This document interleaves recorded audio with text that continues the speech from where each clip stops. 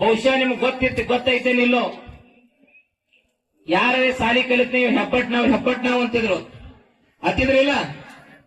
ಸಾಲಿ ಕಲಿಲಿಕ್ಕೆ ಹೆಬ್ಬಟ್ ಹಾಕಿ ಅತ್ತಿದ್ರ. ಆದ್ರ ಅವ ಇವತ್ತು ನೌಕರಿ ಮಾಡಿದ್ರು ಸಹಿತ ಹೆಬ್ಬಟ್ಟ ಇಂಪಾರ್ಟೆಂಟ್ ಆಗೈತಿ. ನೆನಪಿರ್ಲಿ, ಈಗ ಸೈ ಹೋತ್ ಎಲ್ಲ ಹೋತ, ಒಂದು ಪಂಚ್ ಮಾಡ್ಲಿಕ್ಕಂದ್ರೆ ಹೆಬ್ಬಟ್ಟು ಇಂಪಾರ್ಟೆಂಟ್ ಐತಿ. ಇವತ್ತು ಯಾರು ಹೆಬ್ಬಟ್ರಲ್ಲ, ಯಾರು ಅನಕ್ಷರಸ್ಥರಲ್ಲ.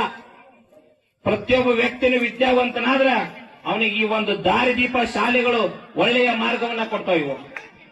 ಇವತ್ತು ನಮಗ ಒಂದು ಟೈಮ್ನ್ಯಾಗ ಪರಿಸ್ಥಿತಿ ಹೆಂಗಿತ್ತಪ್ಪ ಅಂದ್ರೆ ಬಡತನ ಅನ್ನೋದು ಕಾಡ್ತಿತ್ತು. ಆದ್ರೆ ಯಾರೋ ವಿದ್ಯೆ ಕಲಿಯಕ್ಕೆ ಆಗ್ತಿರಲಿಲ್ಲ.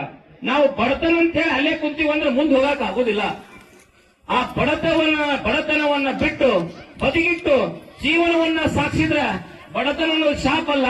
ಬಡತನದಿಂದ ಹೊರಗೆ ಬಂದರೆ ಬರದೇ ಇದ್ದರೆ ಅದೇ ದೊಡ್ಡ ಶಾಪ ಆಕತಿ. ಇವತ್ತು ನೆನ್ಪಿಡ್ಬೋದು. ಬಡತನವನ್ನ ಬಿಟ್ಟು ವಿದ್ಯಾವಂತರಾಗಬೇಕು ಇವತ್ತು ನಾವು.